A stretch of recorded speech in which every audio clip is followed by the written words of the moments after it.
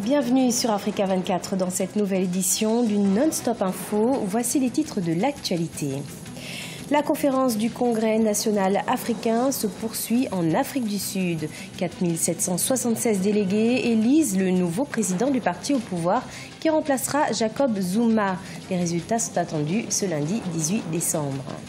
Des serviettes hygiéniques abordables à base de feuilles de bananier, c'est ce que propose un jeune Rwandais. Son portrait à découvrir dans cette édition. Et puis découverte en fin d'édition du roman Mana, cette autre femme, le tout premier roman du Togolais Marcel Maillé Ayendo, œuvre dans laquelle il parle du rôle de la femme dans la société africaine. Mais tout d'abord, en Afrique du Sud, poursuite de la conférence du Congrès national africain, le parti au pouvoir. Après plusieurs heures de tractation ce dimanche, les délégués se sont finalement entendus sur la procédure électorale. 4776 délégués élisent donc le nouveau président de l'ANC qui remplacera Jacob Zuma, qui est arrivé à la tête du parti pendant 10 ans.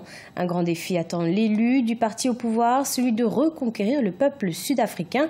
En effet, le président Jacob Zuma a reconnu que le peuple sud-africain est loin d'être satisfait du bilan de l'ANC. On écoute quelques réactions. Il ne s'agit pas simplement de satisfaire les 4000 personnes présentes à ce congrès. Il s'agit de répondre à l'intérêt des 50 millions de Sud-Africains et de renforcer les politiques visant à éradiquer la pauvreté, à lutter contre les inégalités, à améliorer la santé et l'éducation. L'ANC a besoin d'une rupture avec le passé. Au cours des 10 dernières années, ils ont perdu environ 15% de leur soutien, passant de 69% en 2004 à 54% l'année dernière. Ce lundi 18 décembre 2017, le Niger célèbre le 59e anniversaire de l'indépendance. Une occasion de faire le point sur les réformes d'infrastructures et financières du pays promis par le président Issoufou Mahamadou lors de son discours prononcé le 18 décembre 2016. Ainsi, la ville de Taoua se retrouve transformée grâce aux investissements du gouvernement. De nouvelles infrastructures plutôt satisfaisantes selon Salah Rabi, un habitant de la ville de Taoua. On l'écoute. C'est une fierté pour tous et pour moi de voir cette ville métamorphosée. Cette ville devenue une véritable ville moderne. Parce que la modernisation dont le chef de l'État a toujours souhaité a vraiment passé à Tawa. Au Rwanda, un jeune entrepreneur propose aux femmes des serviettes hygiéniques fabriquées à base de feuilles de bananier. Grâce à son produit bon marché, Samuel Gakwaya souhaite aider les femmes en améliorant leur rendement au travail. En effet, 18% des filles et des femmes rwandaises ont déjà manqué l'école ou le travail en 2014 parce qu'elles n'avaient pas de moyens de se procurer des serviettes hygiéniques selon une enquête réalisée par une ONG locale. Les détails dans ce reportage de Fratenda Kaisenga, notre correspondant au Rwanda.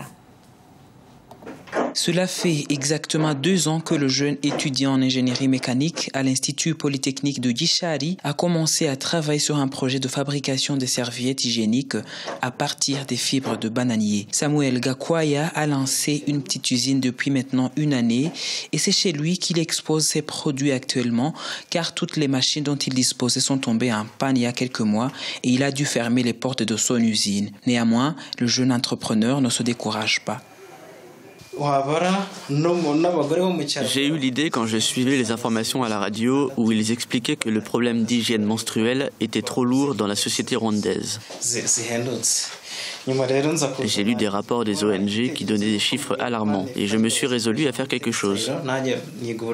En poursuivant mes recherches, j'ai vu qu'au Japon, les gens utilisent les fibres de bananier dans l'industrie textile. Alors je me suis mise à chercher comment je pourrais les utiliser pour des serviettes et j'y suis arrivé. Au lieu du coton que les autres mettent, moi je mets des fibres et elles sont 2 fois plus absorbantes que le coton. Un paquet contenant 10 serviettes coûte 500 francs alors que d'autres coûtent à partir de 1000 francs. Un rapport de la Banque mondiale publié en 2015 indique qu'au Rwanda, au moins 20% des écolières, principalement dans les zones rurales, s'absentent de l'école jusqu'à 50 jours par an en raison de l'absence des serviettes hygiéniques pendant la période de menstruation. Une ONG locale ajoute que 18% de ces absences sont dues à l'incapacité de se procurer ces serviettes hygiéniques. Selon les réactions de nos clientes, nos produits sont vraiment appréciés, notamment l'inclusion des informations sur la menstruation. Dans nos prochaines productions, nous comptons inclure 5 pages d'informations sur la menstruation dans chaque paquet, car le sujet est tabou dans notre pays.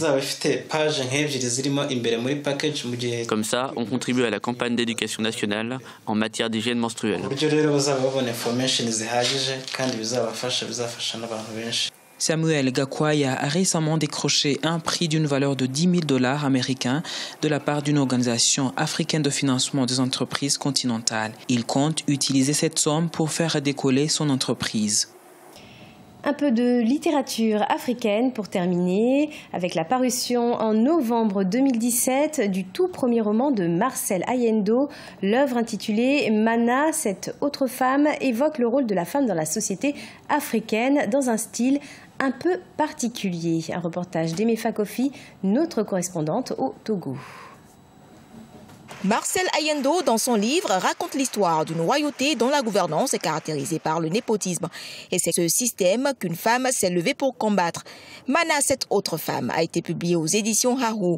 À travers cet ouvrage, l'auteur entend réveiller la conscience collective sur le rôle de la femme dans la gestion des biens de la cité. C'est pour lutter contre le népotisme, le favoritisme d'un roi qui, lorsque on attribue les vivres aux sinistrés, le roi essaie de cacher une partie et de ne partager qu'une partie. Elle s'est vraiment montrée coriace contre ce roi-là pour lui dire que tout ce qui est entreposé ici doit être partagé à tout le monde, à tous les sinistrés. Et la leçon qu'on peut tirer, c'est que ce que les hommes pensent de la femme doit tout faire pour transcender les barrières séculaires. Pour les amoureux de la littérature, l'ouvrage « Mana, cette autre femme » est écrit dans un style assez particulier. L'éthique et l'esthétique qui caractérisent ces lignes témoignent de l'engagement de Marcel Ayendo à dénoncer la mauvaise gouvernance dans nos États africains. J'ai accepté de préfacer ce récit parce qu'il pose un diagnostic clair, sans complaisance aucune, des problèmes qui minent la gouvernance dans nos pays. Ayant pondu ce texte au présent, ça voudrait tout simplement signifier qu'il ramène ce problème. Le problème qu'il a raconté sur un royaume, et vous savez que le royaume, c'est des temps anciens, il a ramené ça à la situation togolaise. Marcel Ayendo est administrateur civil à la retraite. Son premier roman, publié le 4 novembre 2017, est un hommage rendu à la femme. Il annonce un second qui paraîtra courant 2018. C'était le journal de la rédaction. Merci de l'avoir suivi. Retrouvez dans un instant une nouvelle édition de l'information sur Africa 24.